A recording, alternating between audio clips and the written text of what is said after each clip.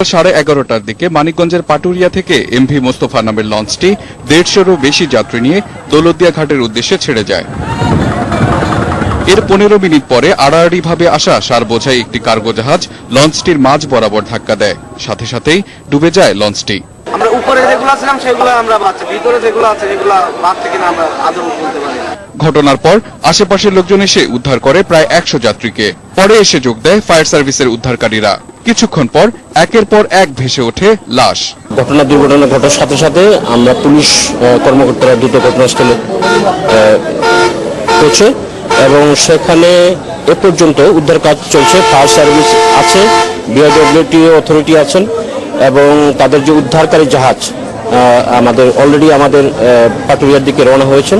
এরপর থেকেই নিহত ও নিখোঁজ যাত্রীদের স্বজনরা ভিড় করছেন পদ্মার পাড়ে। এখনো বেশ কয়েকজন নিখোঁজ বলে দাবি করছেন স্থানীয়রা। নিখোঁজ যাত্রীদের উদ্ধারের জন্য কাজ করছেন ফায়ার সার্ভিস কর্মীরা। মাফি ইসলাম, 71।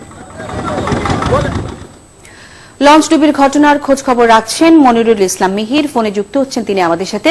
মিহির, এখন পর্যন্ত ঠিক কতজন নিখোঁজ আছে সেই ব্যাপারে কি আপনি কোনো সুনির্দিষ্ট তথ্য পেয়েছেন এবং স্বজনদের সাথে কি কথা বলতে পেরেছেন?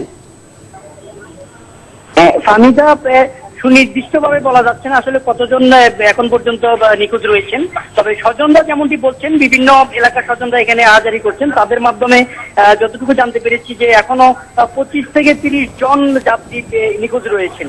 আর এরই মধ্যে আপনি জেনেছেন যে 33 জনের মতো এখানে 33 জন লাশ উদ্ধার করা হয়েছে। তার মধ্যে 15 জন পুরুষ, 11 জন নারী এবং 7 জন শিশু রয়েছে। ফাহমিদা, মিহির, জানতে চাচ্ছিলাম রুস্তমের আসার কথা ছিল, সেটি আসলে কখন পৌঁছবে এবং সন্ধ্যার পর এখন কিভাবে উদ্ধার কাজ চলছে?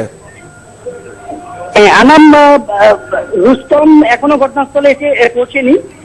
কিছুক্ষণ আগে আমরা এখানকার বিআইডব্লিউটি এর যুগ্ম মহাসচিবের সাথে কথা বললাম। তিনি যেমনটি বলছেন যে রুস্তম পথে আছে, তারা আশা করছেন রাত 9টা কিংবা 10টা নাগাদ হয়তো ঘটনাস্থলে উদ্ধারকারী জাহাজ রুস্তম এসে পৌঁছবে। মিহির, নিশ্চয়ই আপনি ঘটনার দিকে চোখ রাখবেন, আমরা পরবর্তীতে আবার আপনার কাছ থেকে পরবর্তী তথ্য জেনে নেব। মনিরুল ইসলাম মিহির আমাদের সঙ্গে যুক্ত হয়েছিলেন সেই লঞ্চ দুর্ঘটনার খবরাখবর নিয়ে এবং জানাচ্ছিলেন সেই উদ্ধারকারী জাহাজ যেটি রুস্তম সেটি পৌঁছানোর কথা রাত 9টা নাগাদ।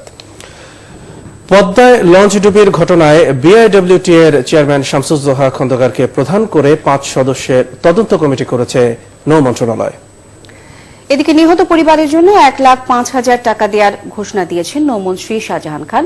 দুর্ঘটনাস্থল দেখতে গিয়ে তিনি একথা জানান। নৌ পরিবহন মন্ত্রণালয়ের যুগ্ম সচিব নুরুর রহমান, তাকে দায়িত্ব দেওয়া হয়েছে। তিনি 5 জন এই কমিটি আমাদের মেম্বার। আমাদের জেলা প্রশাসকের পক্ষ থেকে এখনই 20,000 টাকা করে আমরা দিয়ে দেব, আর পরবর্তীতে সম্পূর্ণ তালিকা পাওয়ার পরে বিআইডব্লিউটি এর পক্ষ থেকে 1,05,000 টাকা করে প্রতি মরদেহের জন্য এটা দেওয়া হবে।